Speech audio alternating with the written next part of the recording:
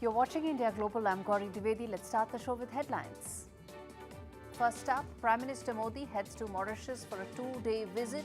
Prime Minister Modi will attend the National Day celebrations as the chief guest. The focus of this meeting and visit will be on maritime security, trade and capacity building.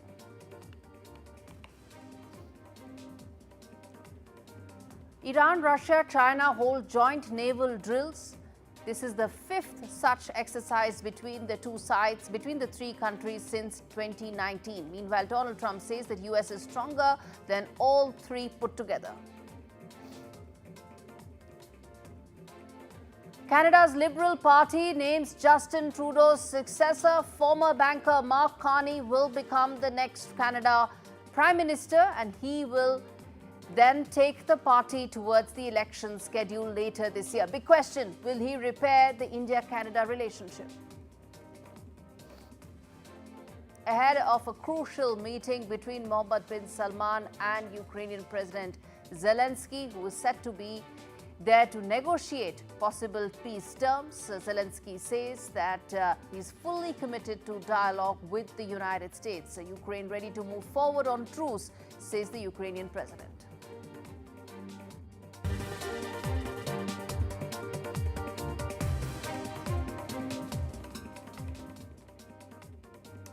Prime Minister Modi is headed on a two-day visit to Mauritius. Prime Minister Modi will grace the island nation's National Day celebrations as the chief guest on the 12th of March.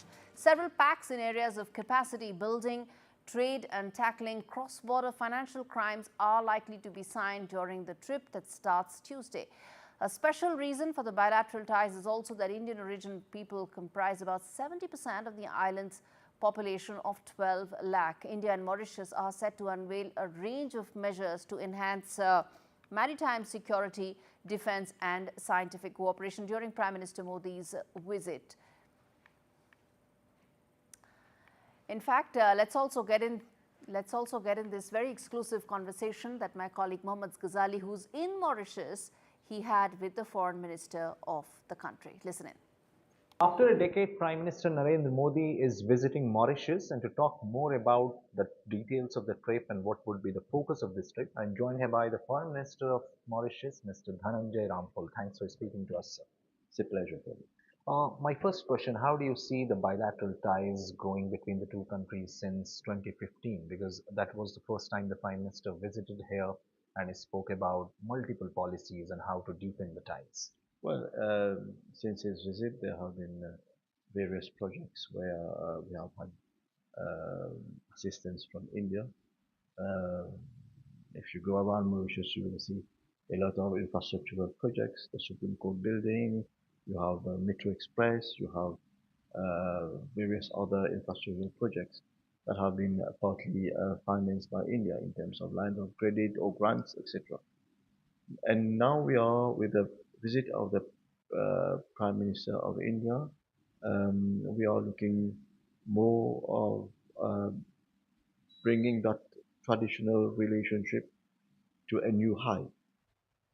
Talking about, for example, being India and Mauritius being a strategic partner in the region, right? We shouldn't forget that as far as the Indian Ocean is concerned,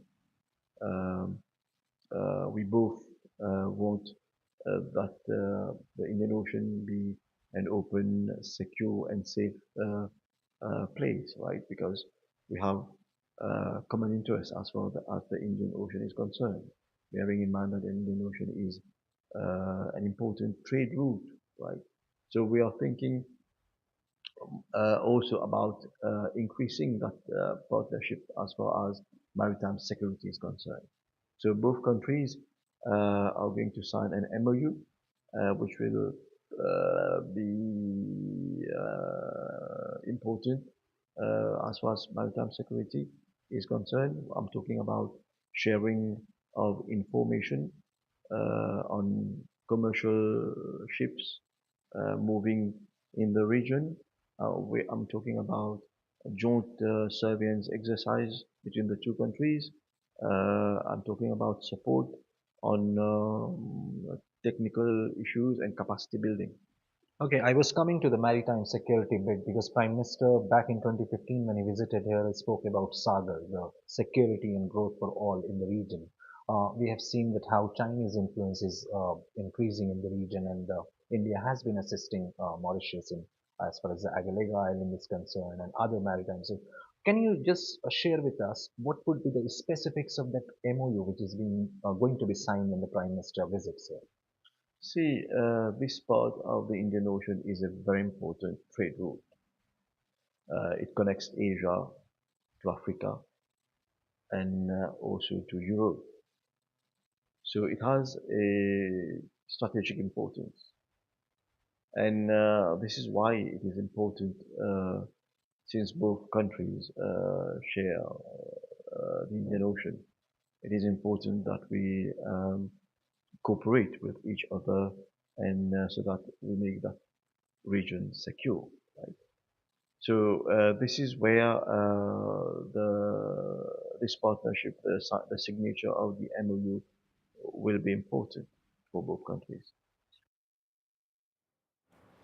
Okay, I'm now turning attention to the other very important story we're addressing on the broadcast. Ukrainian President Volodymyr Zelensky is due to arrive in Saudi Arabia on Monday, today, a day ahead of crucial talks that will take place between Ukrainian and U.S. officials on possible ways to end the war with Russia. The highly anticipated negotiations that will take place on Tuesday towards resolving the conflict will see the two sides, that is the American and Ukrainian officials, coming together for the first time since that very disastrous meeting that took place between Donald Trump and Zelensky in White House. Zelensky has said that Ukraine is fully committed to constructive dialogue but wants its interests to be taken into account. Essentially, what Zelensky has been saying is that he wants defense guarantees from the U.S. and only then will he move ahead as far as the peace settlement is concerned. The minerals deal also was, of course, on the table. Remains to be seen whether it's still on the table or whether it will also be part of a larger settlement. Okay, let's get in Qamar Agha, who's a West Asia expert, to try and understand what is the role that Saudi Arabia can play in this and how significant are these conversations taking place in Saudi Arabia, in Riyadh. Mr. Agha, some of those big questions will play out for our viewers on the screens, which essentially talk about the reason, the relevance and the rationale for these talks to be in Riyadh. How important do you think the role of Mohammed bin Salman could be as a possible mediator? Mohammed bin Salman has very good ties with both Russia as well as America. This was one of the reasons, for American decided to host talks in Riyadh. Besides this, he also maintains a fairly good relation with Ukrainians, he is neutral in war. He has neither condemned Russia nor supported the war. He was opposed to, and he the one who's been promoting right from the beginning, that it should be settled through peaceful negotiation. His role is basically as a facilitator. And earlier, he has succeeded in getting a release or the prisoner exchange, that one of the major deals, he stuck. Then after that, both have developed trust in him. The Americans, the Russians, as well as the Ukrainian President Zelensky. So that is why it has been another point, because Europe doesn't have any ties, any good relation with the Russians. So Russia, that was ruled out. The Europe as a venue for negotiations was ruled out by the Americans. So they thought, this is the best place. And then he has very good relations with both. And secondly, Russia, Saudi Arabia is the most trusted ally of the United States in this region. Okay. And are providing security, basically are the protector of Saudi Arabia. So these are the something, which encourages both the leaders of Saudi Arabia and sort of. So Saudi Arabia itself has a very dubious record when it comes to human rights. Hardly should be talking about human rights or possibly mediating wars, but this is more than that. How do you see this in terms of the delegations meeting once again after that disastrous meeting that took place between the leaders about 10 days back? You know, it's a serious issue, you know. It will take long to sort it out. Yes, Saudi Arabia doesn't believe, you know, has a problem with the human rights record. It was condemned by international community as well as by the Americans and UN Human Rights Commission. All was there, but you know, also a very trusted ally of the United Nations and Western nation. It's basically a Western ally in that region. And Western countries have trust in Saudi leadership. So that is why one thing. And secondly, yes, it is up to the Russians and Zelensky. Plus, basically, the Russians as well as the Americans, they have to sort it out. Saudis are just a facilitator, providing place and then, you know, trying to bridge the gap between the two. This is what they have been doing for quite some time. And will they succeed or not? Time will come. It looks, you know, now American pressure is on Ukraine, and Ukraine is now willing to come out with some sort of settlement because the President Zelensky has already announced it. You know, he is ready for a deal. Also, he would also meet with the American delegation and try to find out, you know, the rare earth material deal and other things. Yes. Without the American support, this war cannot continue for a longer period of time. This is one thing. It has been proved. America major funder of the war as well as the weapon supplier. All right. Yes, we leave it there, Mr. Agha. Thanks much for breaking that down for us. Of course, a lot of questions still remain. Whether that minerals pact will actually be signed after those delegation meetings, and of course, what all is at stake. For Saudi Arabia, well, it means a lot more in terms of lifting its geopolitical status if it's able to move ahead on this. All right, shifting focus now, a British diplomat and the spouse of another diplomat are being expelled from Russia, the country's domestic security service has informed. In what is being seen as possibly a tit-for-tat escalation, the two men are accused of intelligence and subversive work by the Federal Security Service, or the FSB, which has said that they had been stripped off their accreditation in order to leave Russia within 2 weeks. The British government hit back by accusing Russia of making malicious and baseless accusations. All right, on that note, we slip into a quick break. We come back on the other side with what's really happening in terms of the Iran-Russia military drills and its larger impact. Stay with us.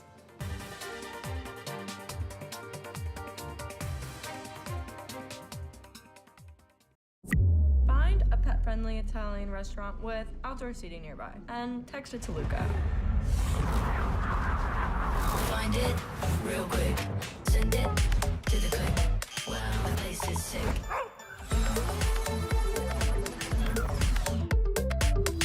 Get the Samsung Galaxy S25 Ultra with Galaxy AI for just $56.99 a month with club card prices. It pays to be connected. Search Tesco Mobile. Every little helps. When I woke up, they said, Alyssa, you've got leukemia. We found out that the chemo wasn't working.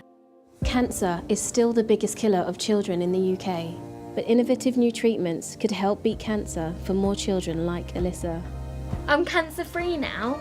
Text, call or search to give £3 a month and help build a new children's cancer centre at Great Ormond Street Hospital. So together, we can save more lives. Sign up and start saving with Quidco today.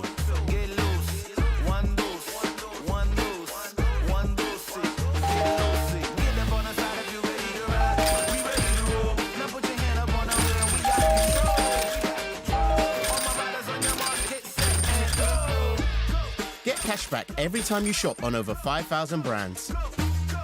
It always pays to Quidco. Family life. It's made of ups and downs, and those little moments. But should the unthinkable happen to you?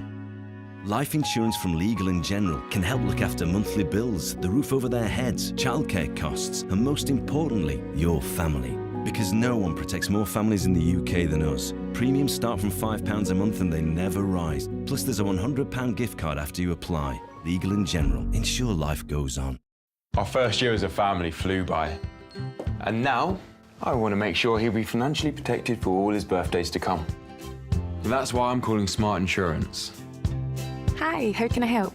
Hi, I'd like a quick quote for family life insurance. OK, you can choose a benefit amount up to £750,000 depending on your age. That's great. If you're a UK resident aged 18 to 64, you can apply with just a few health and lifestyle questions. For £250,000 of cover, the price starts at just £14.77 a month. That's less than I thought. And could help my wife pay off the mortgage. And with our Smart Family Guarantee, you'll have peace of mind. That's good to know. You'll also receive a 100% advance in the event of terminal illness and 10% cashback on your first year's premiums. That's the Smart Cashback. Plus, you get your choice of a £125 gift card. Protect the life you've built the smart way. To get a free quote today, call our specialist UK team on 0808 141 5855 or visit smartinsurance.co.uk. The only thing that I focused on.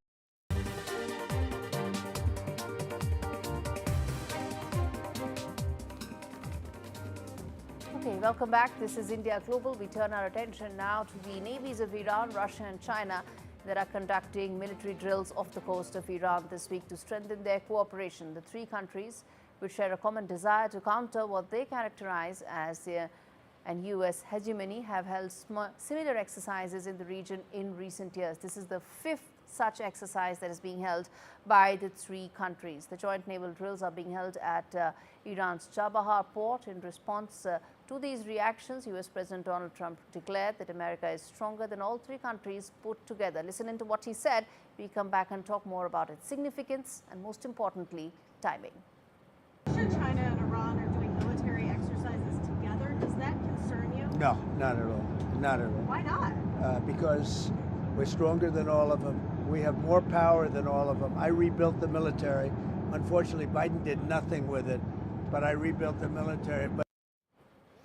Okay, so this is happening also off the coast of Gulf of Oman. 25% of the world's sea traffic passes through this region, which is why it is so significant. And the big questions that we are asking is that these drills, what it means.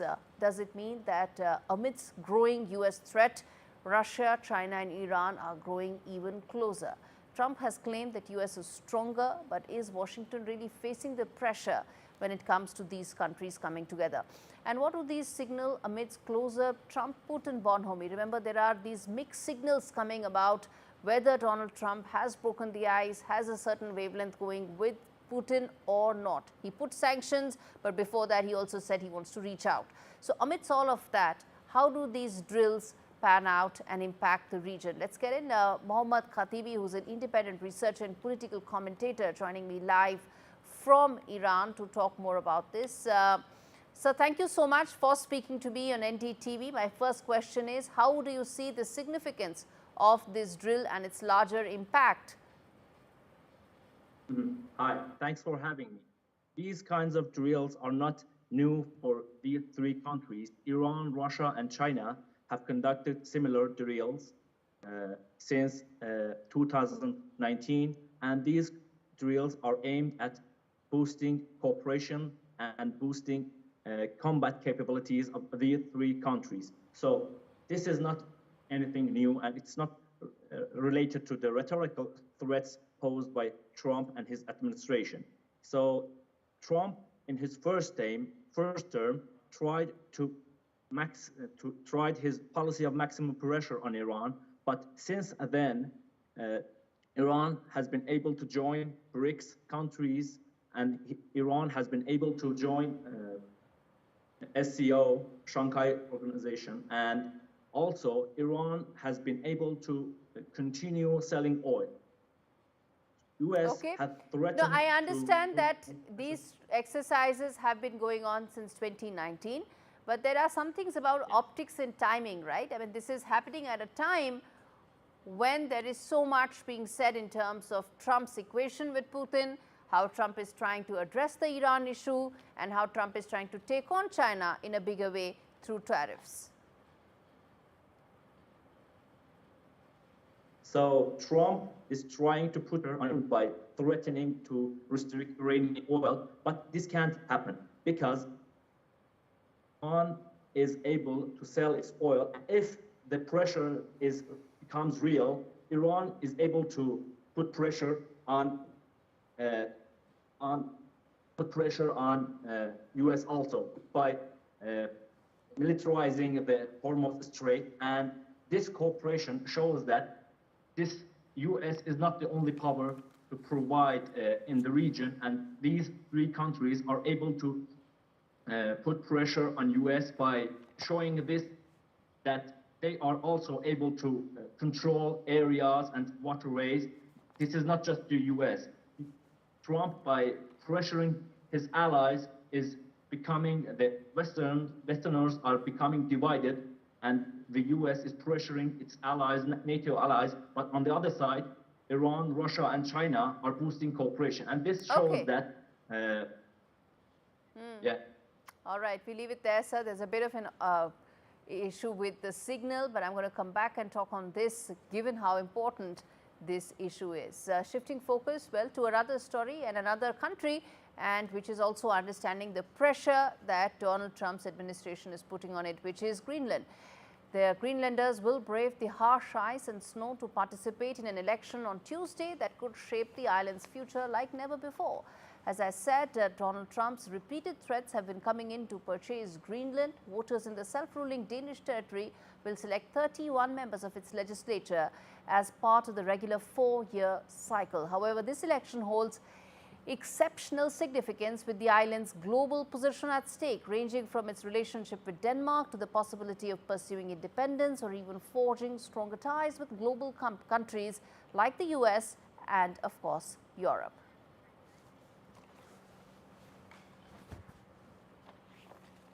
On to the big story coming in internationally. Canada's political landscape has shifted dramatically. Mark Carney has now taken the reins. He has succeeded Justin Trudeau as the next Prime Minister of Canada. Of course, this is still the time elections are held in Canada, but he will lead the Liberal Party into the election cycle. He steps into power. The cloud of the Khalistani issue looms large. Khalistan was an issue that actually completely destroyed the India-Canada relationship under Justin Trudeau. It hit an all-time low. But bilateral relations are meant to survive leaders, and there is expectation that Mark Carney will work on that. We explored the potential for a reset in relations, trade deals, and Canada's largest foreign student base, that is the Indian community, under this new leadership. And this report tells you all that story in greater detail. The next Prime Minister of Canada, Mark Carney. We have made this the greatest country in the world, and now our neighbors want to take us. Donald Trump, he's attacking Canadian families, workers, and businesses, and we cannot let him succeed. America is not Canada. And Canada never, ever will be part of America in any way, shape, or form.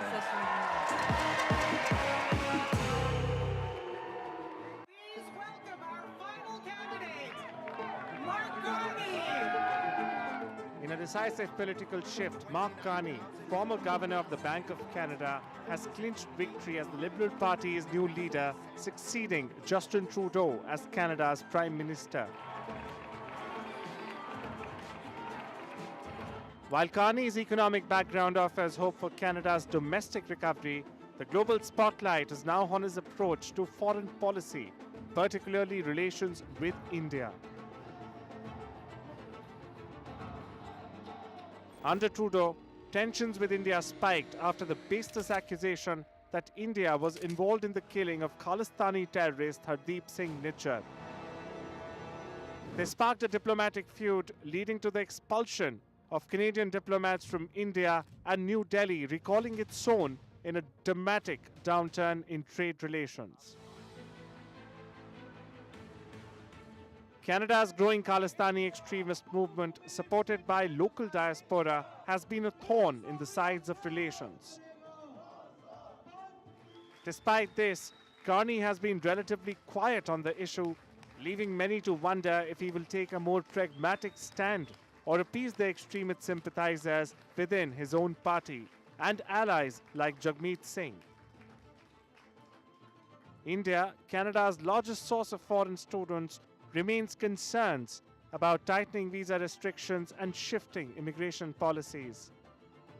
Thousands of Indian students' futures hang in the balance as Ottawa adjusts its immigration system, leaving questions unanswered about Carney's approach. However, Carney's expertise in economics could very well pave the way for rebuilding stalled trade negotiations with India. Both nations are eyeing a cooperative future, with Carney's leadership offering a potential avenue for smoother trade and investment exchanges. As Mike Carney navigates these challenging waters, the world is watching closely. Can he balance domestic pressures while repairing relations with New Delhi? With that, it's a wrap on this edition of India Global. But on the other side of this break is a very special show where we focus on what does the leadership change in Canada mean for India. Stay with us.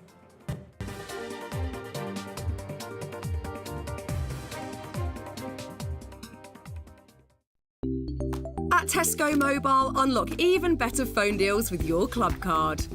Get our 30 gig SIM for just £12.50 a month with Club Card prices, saving you £30. Better yet, your Club Card lets you unlock more than just great deals, like frozen prices and no EU roaming fees until the end of your contract.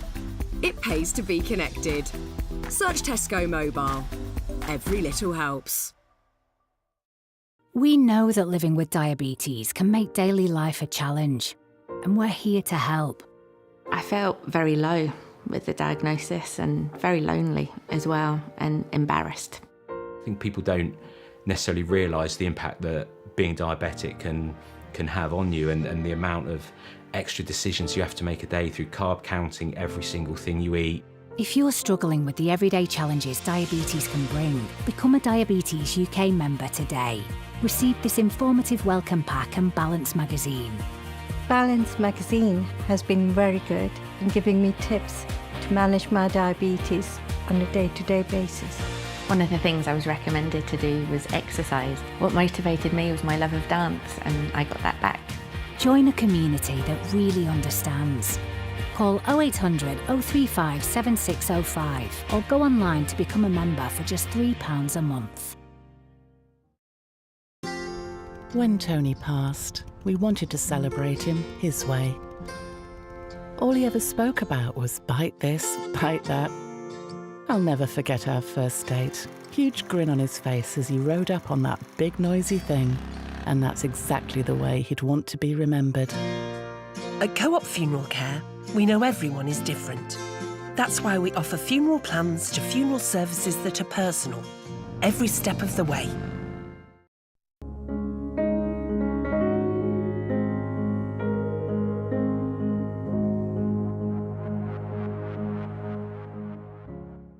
From tech titan to global philanthropist, Bill Gates has had a huge impact on the lives of millions across the world.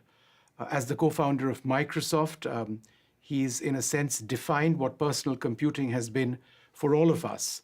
The vision that he had of the personal computer way back in the 70s and its evolution and the transformation of Microsoft has been fundamental in terms of tech, in terms of IT, in terms of the entire sector. And it's time now for Mr. Gates to pen his thoughts down, which is why he's come out with this. This is the first of 3 books. It's called Source Code, My Beginnings, and it's my great privilege to be over here in Palm Springs, in California.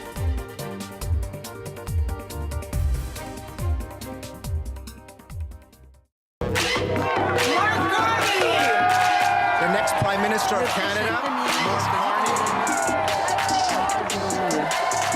We have made this the greatest country in the world, and now our neighbors want to take us. Donald Trump, he's attacking Canadian families, workers, and businesses, and we cannot let him succeed. America is not Canada.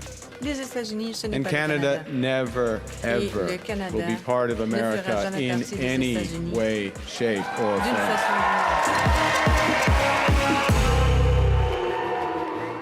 So viewers, former governor of the Bank of Canada and Bank of England, Mark Carney, is set to step into the role of the next Prime Minister of Canada, replacing Justin Trudeau, who announced his resignation in January. Interestingly, he'll only be the second Prime Minister in Canadian history without a seat in Parliament. Carney, who won the Liberal leadership election by a landslide of 85.9% of the vote, now faces mammoth economic, trade and foreign policy challenges. But the increasingly tense relationship with the United States as trade disputes escalate under Donald Trump's leadership will be his biggest and probably primary challenge. 59-year-old Carney wasted no time in addressing the challenges ahead, particularly the ongoing tariff war with the U.S. that has plagued the Canadian economy for months.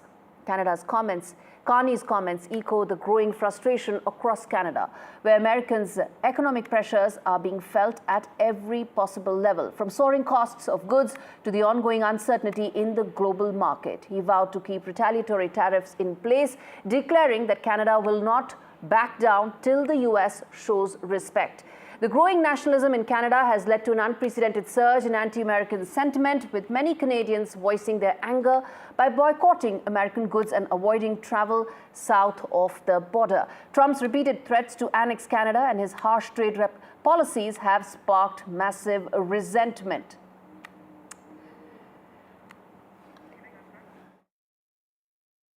There's someone who's trying to do Il y the a une personne opposite. qui essaie de faire There's le someone who's contraire, trying to qui weaken essaie our d'affaiblir economy. notre économie. Yeah. Donald Trump. Donald Trump. Donald Trump. And Donald Trump, as we Donald know, Trump, has comme put, nous le savons, as the Prime Minister just said, et le Premier ministre l'a unjustified souligné, a mis de tariffs l'avant on des what we tarifs build, on what injustifiés we sur tout ce que sell, nous on construisons, how we vendons make a et living. comment nous gagnons nos vies. He's attacking Il s'est attaqué Canadian aux families, travailleurs, workers, aux and familles et aux businesses, entreprises and we canadiennes. cannot let him Et on ne peut succeed. pas le laisser faire. And we won't. We won't.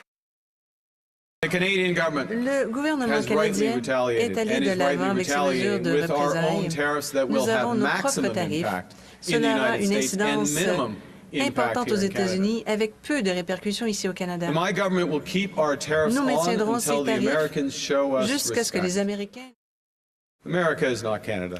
Les États-Unis, ce n'est And pas le Canada Canada. never, Et ever le will Canada be part of ne fera America jamais in partie des any États-Unis way, shape, or d'une form. façon ou d'une autre. Okay, so before we decode what this means for India, for Canada, I want to play out this report that tells you who exactly is Mark Carney, the former central banker who oversaw the response to financial crisis in both North America and the UK.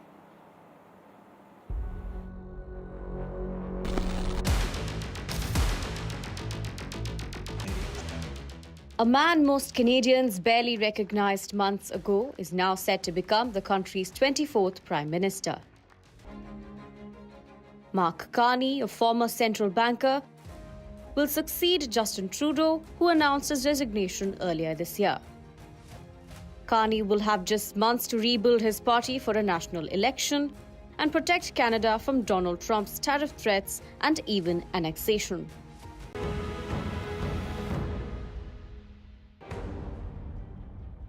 Carney's story is unique. Born in Canada's Northwest Territories, he grew up in Edmonton, studied at Harvard and Oxford, and spent 13 years at Goldman Sachs. In 2008, he led Canada through the financial crisis as the Bank of Canada's governor. In 2013, he became the first non-British citizen to lead the Bank of England, steering the UK through Brexit. But Carney has never been a career politician. His rise began in 2021 when he aligned with the Liberal Party. By late 2023, Trudeau's popularity was plummeting. When Carney was offered the finance minister post in December, he declined. The move triggered internal turmoil, ultimately forcing Trudeau to step down. Carney now presents himself as a financial expert, not a typical politician. His campaign pitch is simple: fix Canada's economy and push back against Trump's trade threats. When Trump joked about annexing Canada, Carney shot back and said, "We find you attractive, but we're not moving in with you," a line that went viral. And while Carney's background makes him ideal for managing economic turmoil, it also paints him as an outsider, a banker who spent more time working for foreign governments than his own.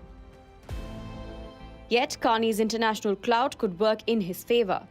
European leaders like Emmanuel Macron, former UK Chancellor George Osborne have praised his leadership, seeing him as a stabilizing force against Trump. For a man who built his career behind closed doors, Mark Carney now finds himself in the heart of Canada's biggest political storm. Winning the election is a milestone, but holding on to power under the looming shadow of Trump's tariffs will be his real test. NDTV World Bureau Report. Okay, so what does this mean for Canada first, before we come down to ask what it means for India?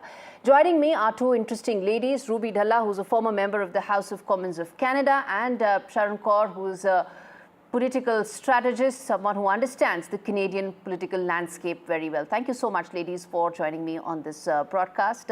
Sharon, before I come to you, let me quickly rope in Ruby and just quickly ask her this, that well, Ruby, it's a landslide victory for Carney, and when is he expected to really, and how do you think he's going to drive the country towards elections? Because this is an interim arrangement right now. How do you see the path towards elections from here on for Mark Carney and for Canada? Well, there is definitely a lot of work to be done by the new leader for the Liberal Party and the new Prime Minister in Canada. There are many challenges that the country is facing, that Canadian families are facing, and most importantly, there is a tariff tax that is being implemented and imposed by the President of the United States of America. So Canada has a lot of challenges, and people are looking for the new leader and the Prime Minister to go to an election within the coming weeks.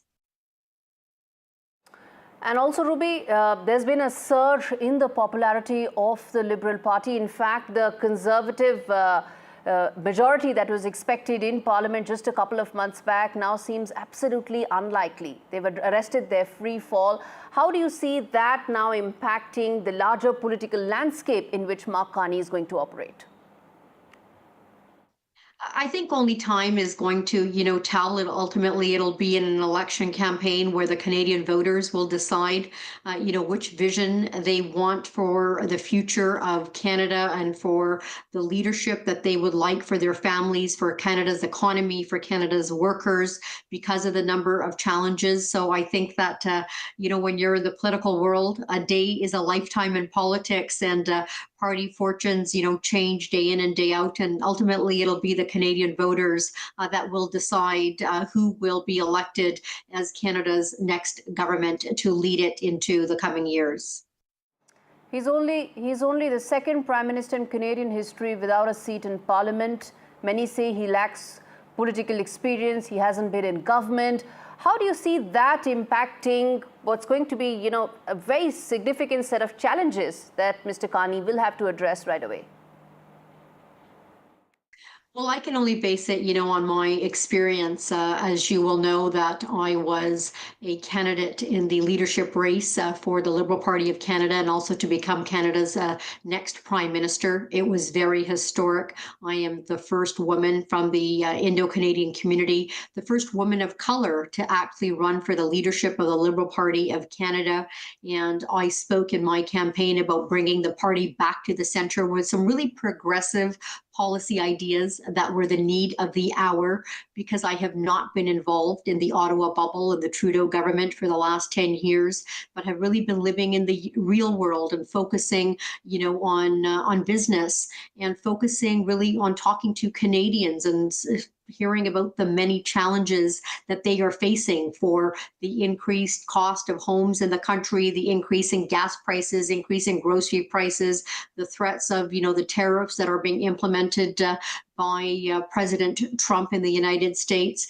And as our campaign was growing, as we were building momentum, all of a sudden I was disqualified. And the party didn't realize of how much it would actually backfire, because people's anger across the country, across all party lines, just erupted. We had 5.8 million people alone on Twitter that engaged with us, another 4.8 million people on Instagram that engaged with us because they were so angry at the Liberal Party for this attack on democracy, this attack on justice, this attack on fairness.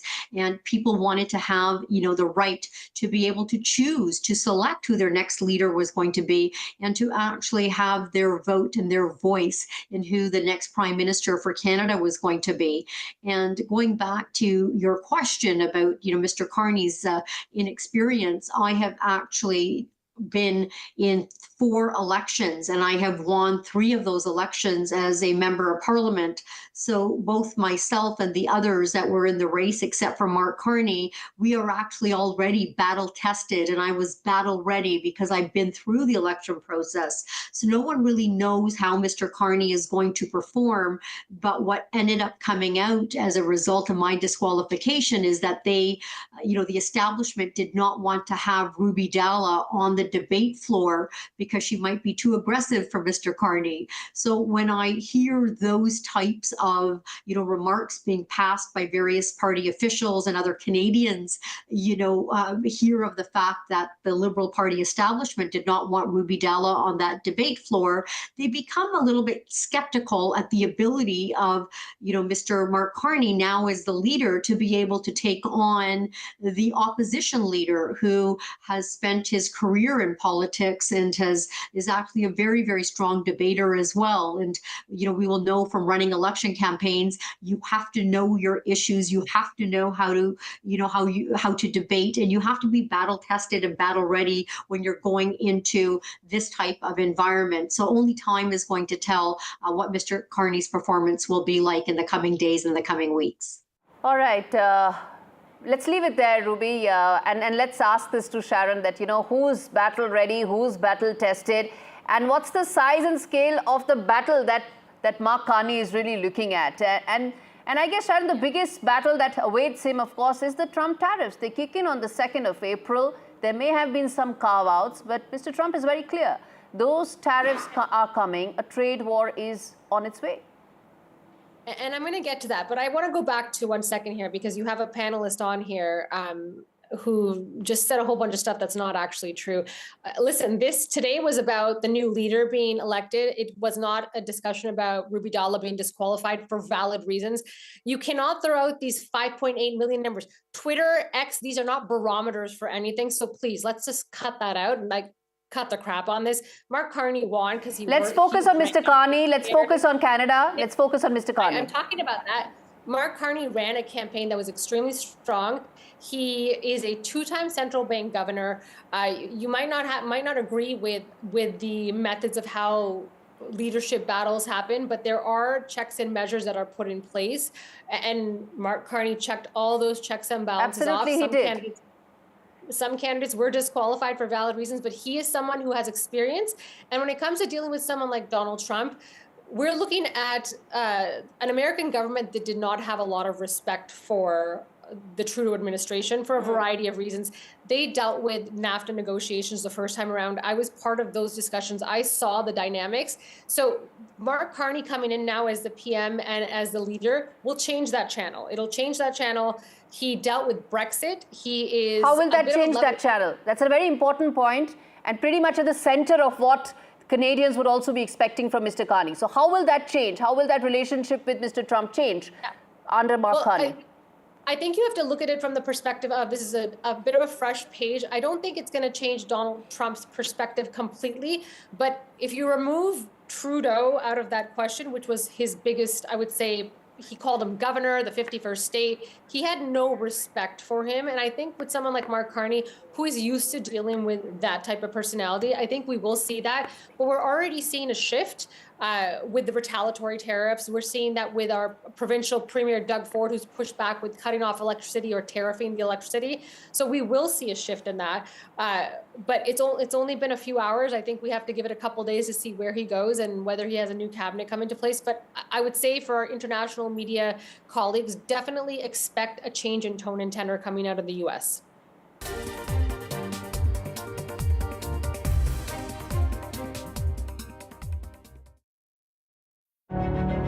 This all started with one simple idea: to put high-quality watches within everyone's reach. We knew to do this, our English design needed Swiss precision.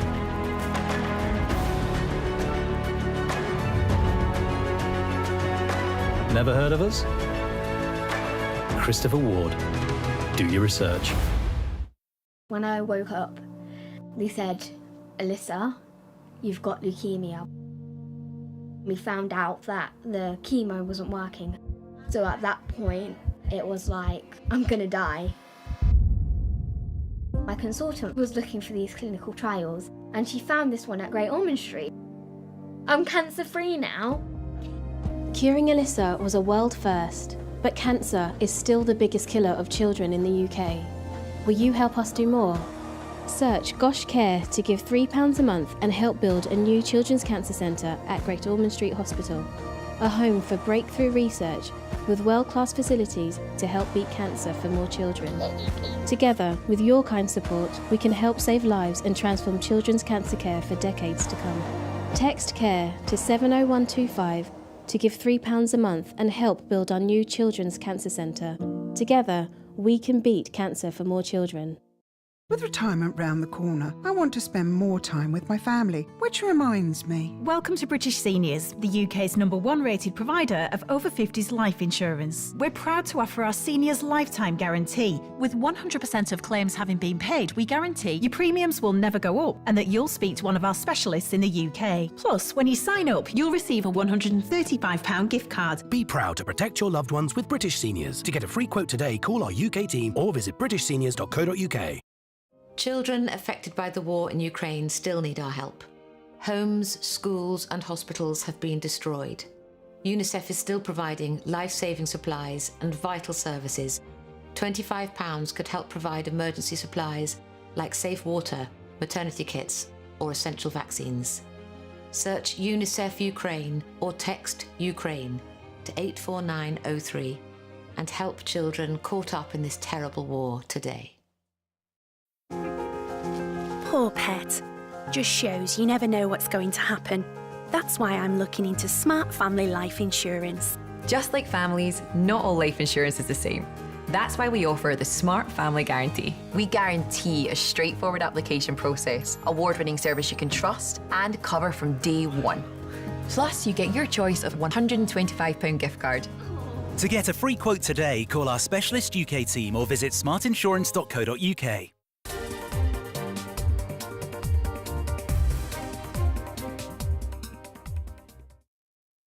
Shifting focus now, Justin Trudeau's handling of India-Canada relations is something that I want to focus on.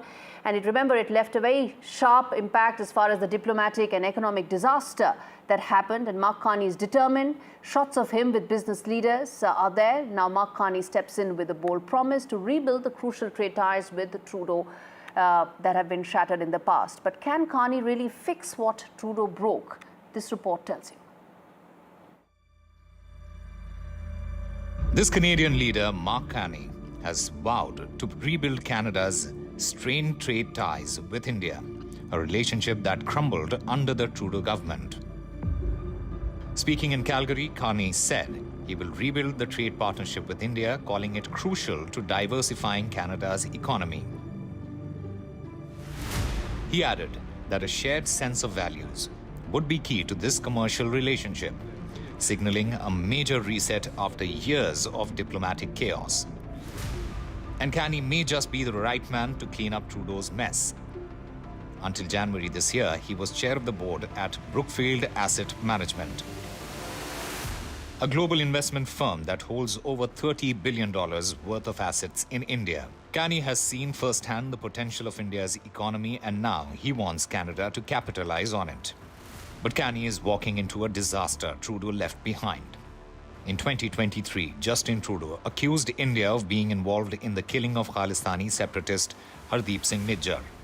What followed was a diplomatic disaster. Trade talks were frozen, diplomatic ties nosedived to say the least, and any hope of any trade deal vanished.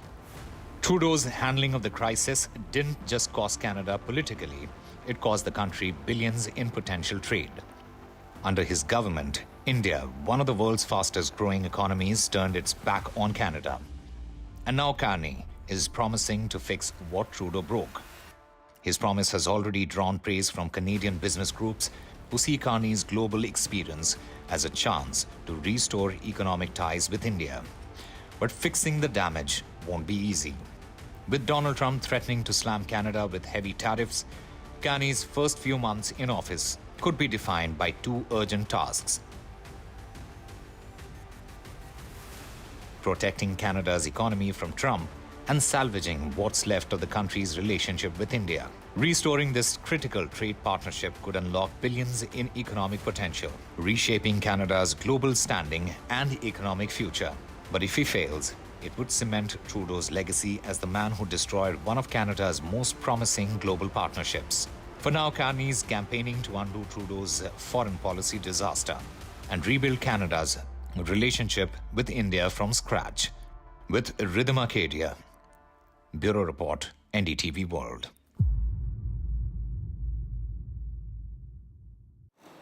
All right, let's get in Daniel Bodman and Manjeev Singh Puri to talk more about what is exactly at stake here and can Mark Carney really fix it. Daniel, let me start with you. The India-Canada relationship probably saw its nadir under Justin Trudeau. Do you expect Mark Carney to be able to repair it? No, it all depends. It's a triangle between different things. It depends on how serious India is about the Khalistan issue, right? Because Mark Carney, unlike Trudeau, might not go full on the open woke nonsense, but Mark Carney is fully backed by all the nefarious factors that backed Trudeau. He's deeply in bed with the CCP. All the Khalistanis and Muslim Brotherhood MPs immediately backed Carney because it wasn't really an election, it was a selection. What our previous guest said about there being checks and balances inside a Canadian electoral race is an absolute lie. There are no checks and balances in internal party Canadian elections. Federal elections between parties are real, but when there's a internal party election, Liberal, Conservative, NDP, it's a fourth world banana republic system where the party basically gets to select who they want and then investigate themselves if there's any wrongdoing. So Mark Carney was actually the architect of most of Trudeau's economic policies. He's huge on green energy, mass migration. He moved his company, Brookings, that you talked about, to the United States from Canada. So he's had a hand in every failed policy that Justin Trudeau's ever designed. Now, with the Liberals and Mark Carney, it is probably true that he's still going to be fully in bed with the Khalistanis, fully in bed with the CCP.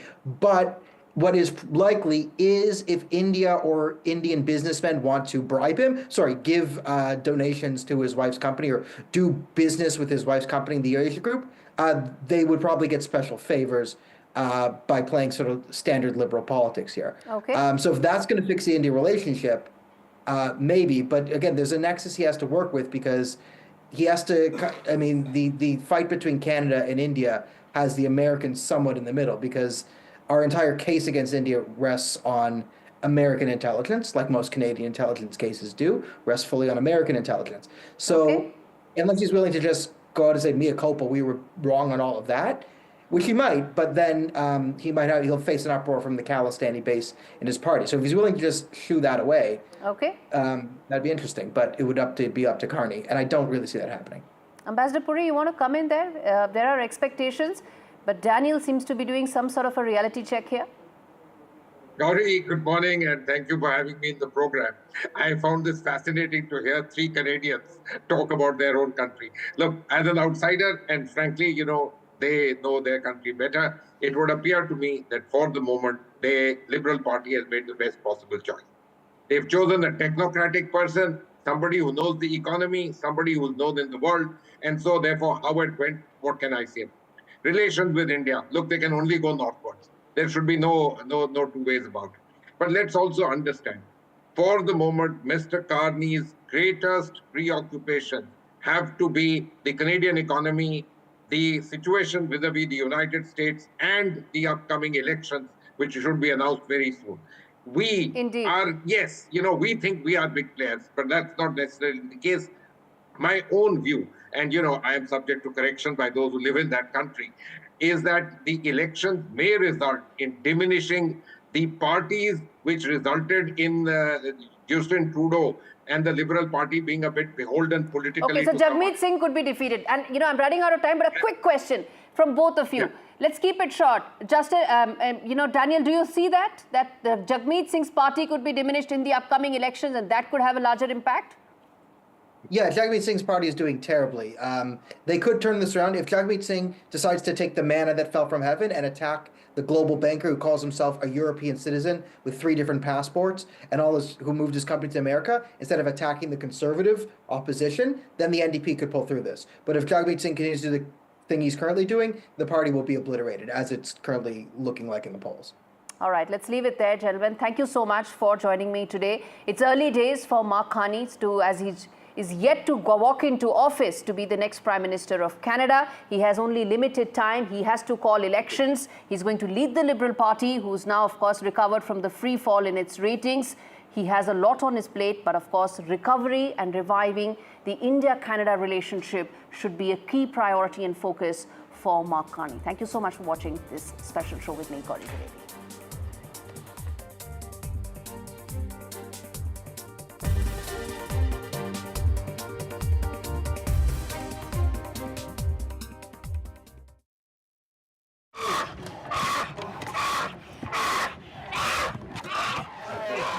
This baby bear is terrified,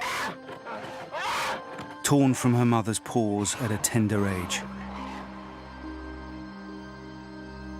They will force her to live alone in a tiny, filthy cage, like so many bears driven mad by loneliness, rubbing their wounds raw against the bars, suffering cruelly day after day, year after year, just for people's entertainment. Four Paws found little Potap crammed into a tiny, squalid cage. He'd been there for almost 9 years, lonely and isolated. There are so many more young bears who need your help.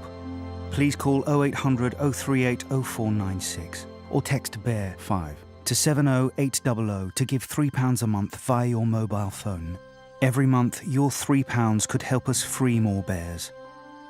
Help give bears the veterinary care they need and help them live happy, healthy lives in the freedom of our natural sanctuaries. Please call 0800 038 0496 or text BEAR5 to 70800 to give £3 a month via your mobile phone and help Four Paws free bears from agonizing torture. Please, don't leave these bears to suffer for a single day more. Nescafe Frothy Coffees, because sometimes nothing tastes better than a no. With a creamy, long-lasting froth to get you ready for your next yes. Say yes to our best-tasting cappuccino. And now, get ready to mix things up with new Nescafe Kit Kat Latte. When you paint by feeling, you can come home to a blooming good day. Change starts here. Dulux. Few of us ever look after our ears as much as we should. But when my hearing changed, I didn't want to lose what matters to me. Hidden Hearing understood. It wasn't just about hearing better. It's about living the life I love. Book your free hearing test at one of our 300 clinics nationwide and experience how our personalized care can help you keep being you. Hidden Hearing. Your hearing is our expertise. Oh, wasn't he lovely? That young man at Avanti Travel Insurance. Yeah, very. He was so reassuring. They covered all our medical conditions, you know. Oh, yeah. Your diabetes, my dodgy hip. And the rest. Even a